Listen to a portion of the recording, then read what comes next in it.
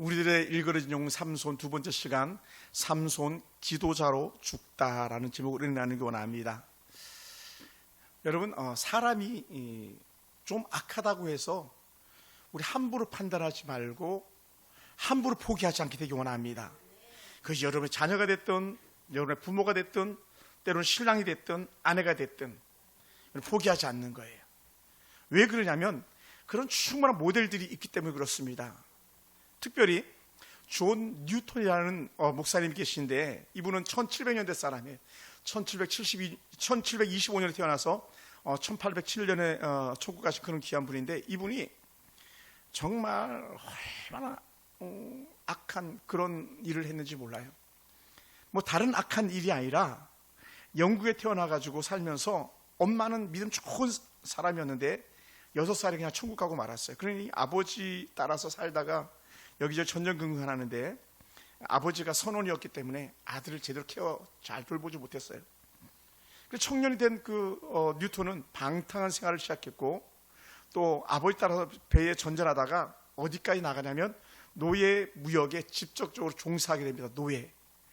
흑인 노예들을 막 아프리카에서 잡아다가 남아메리카 대륙에다가 팔고 막 그러는 게 노예선이거든요. 또 유럽에다가 프랑스 이런 데 막 팔았어요. 그게 노예들이에요. 그러니까 흑인들은 참 슬픈 역사를 가지고 있는 거죠. 이런 존 뉴턴 같은 사람들이 바로 노예 상인이었어요.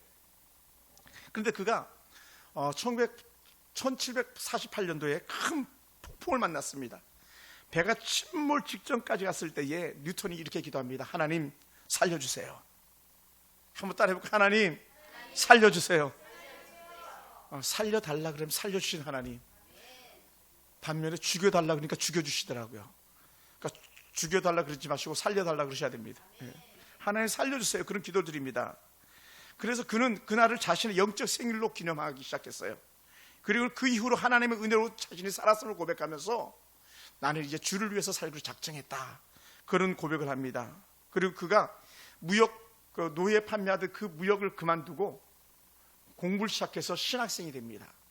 그리고 신학을 해가지고 위대한 큰 목사님이 돼요.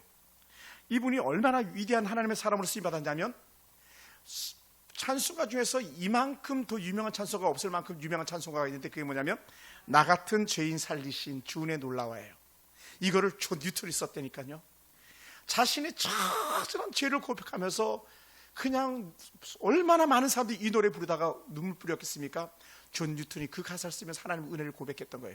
나 같은 죄인 살리신 주 은혜 놀라워. 할렐루야. 그리고 이 찬양은요, 두고 많은 사람들에게 회작거리가 됐고 사람들이 칭송하는 그런 노래가 됐습니다. 이 찬송에는 뉴턴의 회개와 뉴턴이 하나님을 믿고 돌아온 것에 대한 구원의 감격과 하나님이 인도하시는 데에서 놀라운 걸 경험하면서 그가 고백을 했던 것이 바로 나 같은 죄인 살리신이었거든요. 그는 점점 나이를 먹어가면서 그가 시력도 잃고 몸도 가눌 수 없었을 때에 자신은 이런 고백을 했던 거예요. 나는 지독한 죄인이었습니다. 내 죄가 더 크게 느껴질 때마다 내 구주 예수의 은혜가 더 컸음을 느낍니다. 이런 신앙을 고백하는 거예요. 그러니까 오늘 우리가 이런 뉴턴의 아름다운 은혜 고백이 있었기 때문에 훗날에 그의 영향력을 따라서 노예 해방이라는 대역사까지도 선을 긋게 하는 그런 동기부여가 되지 않는가, 나름대로 생각해 보게 됩니다. 사랑하는 성도 여러분, 이런 뉴턴의 그 자신의 죄와 또 자신의 실패를 처절하게 회개했을 때 하나님은 그를 품어주시고 인생의 새로운 길을 걷게 하셨던 그런 분이라는 거죠. 여러분, 그러다 보니까 때로 사람이 망가질 수 있습니다. 그런데요, 망가진 사람을 고치시는 분도 있다는 거예요. 그분이 우리 하나님입니다. 그래서 하나님의 손에 사로잡힌 사람들은요, 망가진 인생을 회복시키는 갱생이라고 말하는 다시 거듭남, 다시 새로워짐에 대해서 살아갈 수 있는 그런 사람들이 되게 한다는 거예요. 그러니까 여러분, 지금 사실은요, 막 가슴을 치면서 힘들고 통곡하고 싶을 그런 마음이 들 때에 우리 하나님이 우리 남편, 우리 아이, 또 때로 우리 아내, 우리 부모님들을 바꿔주실 거야 라고 하는 그런 갱생에 대한 소망을 갖게 되길 주님으로 축원합니다. 할렐루야. 그런 놀라운 은혜가 있게 되기 원해요. 어떤 집사님 신앙생활을 하지 않을 때인데 아들이 둘이 있는데 두 아들이 다 목회자로 현재 쓰임받고 있어요. 교통사고가 나가지고 차가 막 뛰고 굴렀는데 자신만 살려주신 거예요, 하나님이. 근데 그런 은혜의 근원이 어디 있었냐면, 하나님 우리 남편 예수 믿고 구원받게 해주세요, 예수 믿고 죽게 돌아오게 해주세요 하는 21일 동안 금식하면서 기도했던 권사님, 그의 부인이 있었던 거예요. 하나님 우리 남편, 하나님 우리 남편, 하나님 우리 남편. 그렇게 21일이 말이 21일이죠 3주를 금식하면서 일상 일을 그대로 하면서 금식하면서 기도했어요. 그럴 때 하나님께서 비록 교통사고라는 처절한 남편에 대한 징계가 있었지만 그 징계를 통해서 돌이킴에 대한 하나님 구원의 은혜가 있었어요. 그리고 그 아들 중에 하나가 지금 서울 사랑의 교회에서 부목사를 하고 있고요. 또 동생 형제는 인천에서 개척해가지고 목회를 좀 잘하고 있습니다. 엄마의 기도, 아빠의 돌이킴이 하나님의 살아계시는 증거가 되었습니다. 여러분, 영웅이라면 보통 사람들을 갖다가 영웅이라고 말하지 않습니다. 특별한 거죠. 히어로, 보통 사람이 아닙니다. 우리가 잘 아는 영웅은 임영웅이라 했지 영웅이 어디 있겠어 그럴지도 모르겠네. 가수 임영웅은 말할 수도 없는 그런 좀 사람입니다만은, 삼손은요 영웅 중에 영웅이잖아요. 사실 보통 영웅이 아니거든요. 그래서 제일 큰 트럭들을 갖다가 이름 붙일 때에 삼손 트럭이라고 이렇게 말하기도 합니다. 그만큼 힘이 있는 거예요. 장사 중에 장사입니다. 그런데 그런 그가 하나님의 은혜를 저버리고 자기 마음과 자기 뜻대로 사는데 인생이 완전히 나락에까지 떨어지는 그런 처참한 상황까지도 이르게 되죠. 말이 그렇죠. 하나님께서 세운 삼손 영웅이 두 눈이 뽑히는, 그리고 사람들 앞에서 재롱이나 떨어야 되는 그런 비참한 신세로 전락됐다는 것은 여러분 슬픔, 탄식, 비극이 아닐 수가 없습니다. 그래서 중요한 것은 삼손만 자신의 인생 처지를 비관하는 것이 아니라 그런 눈이 뽑힌 삼손을 보면서 안타까워하는 이가 있는데, 그것은 그의 부모도 아니고요, 바로 우리 하나님이셨다는 거죠. 삼손이 삼손 되게끔 해서 쓰임받들을 보냈는데, 삼손이 삼손은 고사하고 동네 똘마니처럼, 동네 불황아처럼 그렇게 쓰임받는 것을 보았을 때에 하나님의 마음이 얼마나 아팠겠습니까?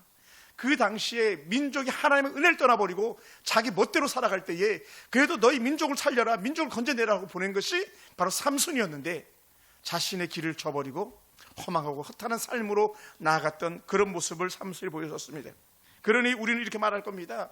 삼손 쟤 끝났어, 삼손 망했어, 이렇게 말하기 쉽습니다. 왜냐하면 그의 삶 자체가 그랬으니까요. 그의 인생이 다 무너져 버리지 않습니까? 그런데 그가 회개하기 시작하니까 하나님 은혜 임한 것을 깨닫기 시작하더라고요. 그래서 성경이 이렇게 표현하기도 합니다. 여러분, 삼손이 다 머리가 다 잘려버렸잖아요. 그래서 성경은 삼손의 회복을 위해서 말해주는 말씀이 뭐냐면, 삼손의 머리털이 자라기 시작했다는 거예요. 점점. 여러분, 당연한 거잖아요. 머리털 자라는 거. 머리털 깎으면 자라는 거 당연하죠. 근데 중요한 게 뭔지 아십니까? 삼손의 머리털만 자란 것이 아니라 삼손의 은혜가 자라가기 시작한 거예요. 아멘. 그래서 삼손에게 떠나갔던 것처럼 보였던 요한은 결코 그를 떠나지도 싫어 버림받지도 않게 하신 하나님이에요. 그러니까 삼손에게서 다시 하나님 은혜가 몰려오기 시작하는 거예요. 점점 그가 깨닫기 시작하는 거예요. 아멘. 여러분, 존 뉴턴이 하나님 살려주세요 하는 순간에 뉴턴을 뉴턴 되게 하신 하나님이 하나님 앞에서 두 손 들었던 삼손에게 하나님은 새롭게 일하시기를 시작하시는 거죠.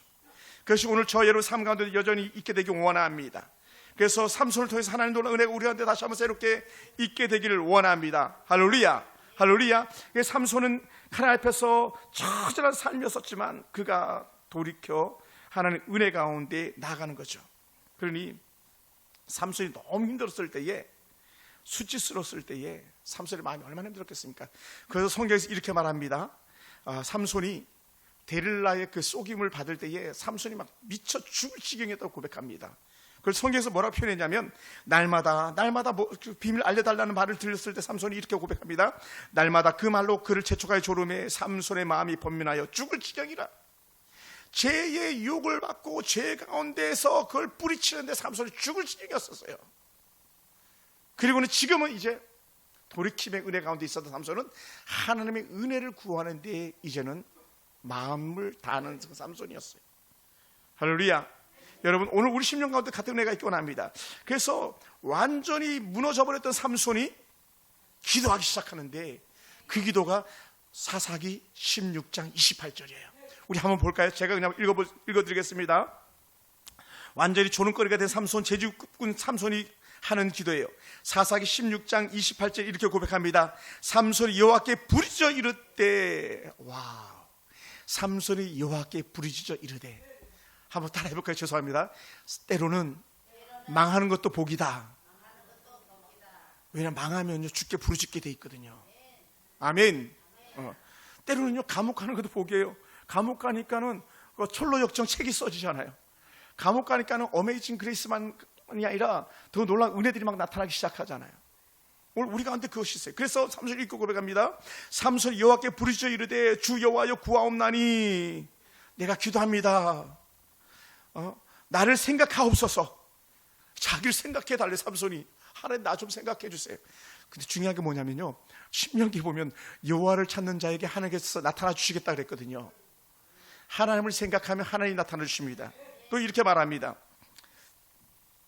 나를 생각하옵소서. 하나님이여 구하옵나니 이번만 나를 강하게 하사 나의 두 눈을 뺀 블레셋 사람에게 원수를 단번에 갖게 하옵소서. 원수를 갖게 해달라고. 나를 이렇게 조롱거리 삼은 그들에게 원수를 갖게 해주세요라고 마지막 삼손이 기도를 해요. 여러분, 우리가 정말 힘들 때에 무슨 기도한다 그랬어요? 많은 기도 제목들이 아니라 한마디라 그랬잖아요. 뭐라고요? 하나님 살려주세요. 끝이에요. 또 필요 없어요. 이것도 힘들잖아요. 그럼 한 단계 더 나가는 기도가 있어요. 그냥 하나님, 하나님, 하나님.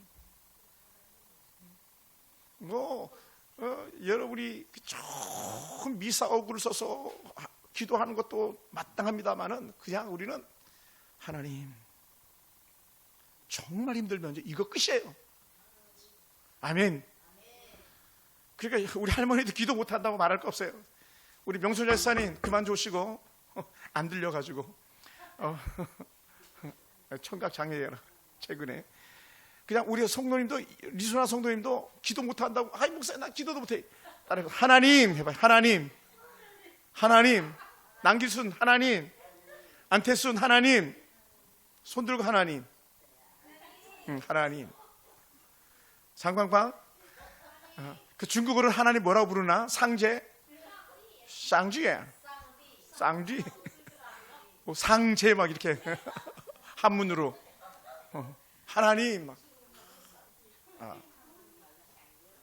하나님.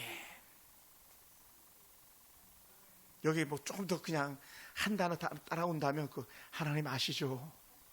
뭘 알아? 아시잖아요. 하나님 모르는 게 없으시니까. 하나님. 근데 중요한 게 뭔지 아세요? 그냥 하나님만 불러도 눈물이 줄줄 흐르고요, 죄가 생각나고요, 회개하게 되고요, 뉴턴처럼 나 이제 잘 살게 이렇게 나오게 돼 있다니까요. 누가 지금 삼손이 그런 거예요. 삼손이 하나님, 기도도 안 하던, 전에 한번 기도한 적이 있어요. 언제 기도했어요? 목마를 때, 애 낳고래. 하나님 나 목말라 죽겠어요, 물 좀 주세요 할 때 기도했고, 그 외에 기도한 게 거의 없어요. 그런데 삼손의 머리털이 자라면서 진짜 하나님 부르는 거예요. 진짜 하나님. 27절에 뭐라고 이들이 성경에다 기록해놨냐면요, 사사기 16장 27절에 보면 이렇게 말해요. 그 집에는 남녀가 가득하니 블레셋 모든 방백들도 거기에 있고 지붕에 있는 남녀도 3,000명 가량이라 다 삼손이 죄를 주 부리는 것을 보더라. 지붕에만 3,000명이 있었어요. 그러니 또 얼마나 많은 사람들이 삼손을 바라보면서 좋아했겠어요. 여긴요, 단순히 삼손 하나 사로잡힌 게 문제가 아니고요, 삼손이 이 땅에서 영향을 이었을 때 삼손을 보낸 하나님이 조롱거리가 된 거예요.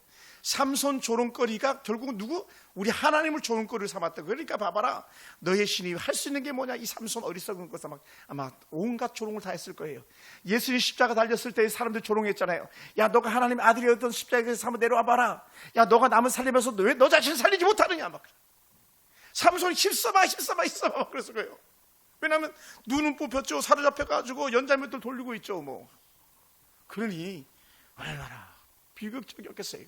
그때 삼손이 하나님을 찾더라는 거죠. 할렐루야. 여러분, 그러니 우리가 함부로 판단하고 정죄하고 아유 저 사람은 안 돼, 저 사람은 안 돼 이렇게 얘기할 게 하나도 없어요. 왜냐하면 하나님은 못 고칠 질병만이 없는 것이 아니라 우리 하나님 못 고칠 사람도 없습니다. 아멘. 우리가 거기 너무 멀리 나가 있는 거예요. 우리 아이는 안 돼, 우리 남편은 안 돼, 막 또 우리 부족하지만 우리 교회는 안 돼. 예를 들어서 물론 우리 교회 그런 사람 없겠습니다만은 하나님이 하시면 된다는 거예요. 하나님이. 근데 우리 하나님의 은혜를 제한해버리고 내 생각대로 살다가 눈은 뽑히고 내 생각대로 살다가 머리 잘리고 내 생각대로 살다가 팔, 다리 꽁꽁 묶여가지고 완전히 조롱거리가 되고 이렇게 해서는 안 되겠다라는 거죠. 사랑하는 성도 여러분, 때로는 우리의 마음이 완전히 절망적인 상황을 맞이할 수도 있습니다. 우리의 마음이 무너져가지고 도대체 회복될 것 같지 않은 그런 상황 속에 우리가 거닐 때도 있습니다. 저도 우리 교회 사역하면서 얼마나 많이 가끔 그런 것을 경험했는지 몰라요. 제가 오늘 조금 전에도 제가 들어갔다 그런 생각을 해본 거예요. 야, 박영수 있었으면 좋았을 텐데, 박기숙 있었으면 좋았을 텐데, 박화수 있었으면 좋았을 텐데. 사실 그 세 명이 얼마나 귀한 사람들입니까? 그런 분도 계셨으면 우리 교회가 벌써 더 큰 은혜가 있었을 거예요. 물론 제가 부족해가지고 그런 아픔들이 있지만, 그러니까 다 우리가 보면은 다 하나님의 은혜인데 내 생각과 내 뜻과 내 주장 세우다가 두 눈 뽑히고 머리 잘리고 광대 종로로 사는 그런 인생들이 되고 마는 거죠. 여러분, 그럴 때도 우리는 꼭 잊지 않게 되기 원합니다. 하나님은 나를 떠나지 아니하신다. 아멘. 우리는 망할 수 있습니다. 우리는 가난할 수 있습니다. 우리는 병들 수 있습니다. 근데 우리 하나님은 우리를 떠나지 않는다는 거예요. 할렐루야. 그게 기회예요. 그러므로 하나님의 그 응답은요, 우리를 심판하시는 것이 아니라 우리를 기억하시고 우리를 살리시는 도구로 써준다는 거예요. 할렐루야. 이전에 어느 기도원을 갔더니 저희 이제 앞서서 설교하시는 목사님 이런 설교를 하시더라고요. 여러분, 솔로몬이 천국에 갔겠습니까? 솔로몬이 지옥에 간 것처럼 이렇게 막 설교를 하시더라고요. 그래서 제가 뭐 말은 못하죠. 뭐 설교인데 제가 한번 질문해 볼까요? 우리 똑똑한 김기숙 집사님, 솔로몬은 그 중국 선교사는 어떻게 생각하나 한번 여쭤봅시다. 중국 선교사님, 솔로몬이 어떻게 됐을까요? 여러분, 솔로몬이 지옥에 갔으면요, 전도서 아가서가 없는 거예요. 잠언이 없는 거예요. 잠언의 전체를 깨뜨려 보세요. 다 하나님의 영광을 노래하는 거잖아요. 솔로몬은요, 예수님의 모델이에요. 지혜자의 모델이 예수님이잖아요. 예수의 모델을 솔로몬으로 보냈는데 그 솔로몬이 하나님의 자녀지. 그러니까 쓸데없는 것 가지고 우리가 거기에 막 꽂히면 안 되는 거예요. 아멘. 그러면 질문해 보는 거예요. 그럼 삼손은 이렇게 말하면 볼 것도 없는 거예요. 삼손이 천국에 안 갔으면 히브리서 11장에 나오질 않죠. 삼손이 실패하고 조롱거리가 됐어도 하나님 은혜 가운데 돌이킴이 있었기 때문에, 또 하나님께 그를 택했기 때문에 그를 버리지 않는 거예요. 아멘. 그래서 뭐라고 말합니까? 하나님은 우리를 실어 버림받지 않게 하시라 그랬잖아요. 나 너 안 버려. 여러분들이 버리니까 문제지 우리 안 버려요. 부모가 자식을 어떻게 버립니까? 자식이 부모를 버릴 수는 있어도 안 버립니다. 아무리 모자라도. 저는요, 여러분들이 맨날 사고 친다 해도요, 저는 여러분 안 버립니다. 왜요? 제 양들이거든요. 어쨌든 주님 부르실 때까지는 여러분 제 양이잖아요. 오만 난리를 다 쳐보세요. 내가 여러분들 싫어하시나 쫓아내나. 저는 절대로 그러지 않습니다. 왜요? 하나님이 그러지 않으셨으니까요. 우리 하나님은 사랑과 긍휼과 자비에 풍성하신 하나님이시거든요. 그래 뉴턴을 돌이키게 하시고 어메이징 그레이스, 나 같은 죄인 살리신 이 찬양을 부르게 하신 것처럼 오늘 저희 여러분 삶 속에 그런 은혜가 있길 주님을 축원합니다. 그래서 삼손이 기도했잖아요. 하나님 한 번만 더 나를 강하게 하시라고, 한 번만 나를 기억해 주시라고. 이 삼손의 기도. 나를 생각하옵소서. 하나님이여 구하옵나니 이번만 나를 강하게 하사 두 눈을 뺀 블레셋 사람들에게 원수를 갖게 하시옵소서. 저는 이걸 이렇게 재해석해 봅니다. 이걸 이제 설교자들 비튼다 그러는데 이 본문을 비틀어 가지고 말하는 거예요. 하나님, 내가요 하나님을 욕대하는 저들에게 하나님 살아계심을 드러나게 해주시옵소서. 어디에서? 그 신전에서, 블레셋의 신전에서, 이 신전에서 하나님 살아계심을 보게 하시옵소서. 성경이 양이 적어서 그렇지 막 써놨으면 엄청나게 써놨을 거예요. 삼손이 기도한 걸 갖다가. 오늘 그렇게 삼손이 기도했거든요. 그리고는 29절에 보면요, 삼손이 집을 버틴 두 기둥 가운데 하나는 왼손으로 하나는 오른손으로 껴 의지하고 삼손이 이르되 블레셋과 함께 죽기를 원하노라 하고 힘을 다하여 몸을 굽히매 그 집이 곧 무너져 그 안에 있는 모든 방백과 온 백성이 덮이니 삼손이 죽을 때 죽인 자가 살았을 때 죽인 자보다 더욱 많았더라. 다른 말로 하면 이거예요. 이스라엘의 원수를 갚았더라. 단순히 삼손의 자신의 원수를 갚은 게 아니라 이스라엘의 원수를 갚는 거예요. 한번 따라 합시다. 이름값 했구나. 이름값 했구나. 한 번 더 합시다. 직분값 했구나. 사사는요 민족을 살리는 거거든요. 그러니까 직분값을 한 거예요. 사랑하는 성도 여러분, 오늘 그리스도인이라 칭함받는 저와 여러분이 이름값하기 원합니다. 그걸 흔히 말할 때 예수쟁이라고 말하죠. 예수쟁이 값을 해야 돼요. 예수꾼 값을 해야 돼요. 목사는 목사로서 값을 해야 되고, 여러분은 집사님, 권사님은 집사님, 권사님으로 값을 해야 되고, 우리 여봉이는 하봉이니까, 내 딸이니까 내 딸값 해야 돼. 아멘. 봉우리잖아. 우뚝성 봉우리, 빼어난 봉우리. 그래서 수봉이라고 할 수도 있는 거예요. 인천에 가면 수봉교회가 있어요. 수봉산 공원이 있고요. 빼어나다. 삼손이 이름값 한 거죠. 사사 직분값 한 거죠. 하나님의 원수를 갚은 거죠.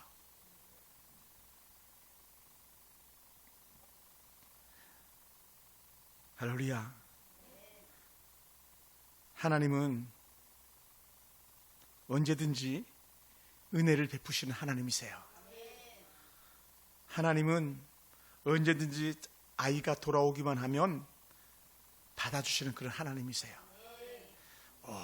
오래도록 기다리신 하나님, 문 열어놓고 기다리신 하나님, 돌아온 탕자의 아버지가 바로 오늘 삼손의 아버지 우리 하나님이신 줄 믿습니다.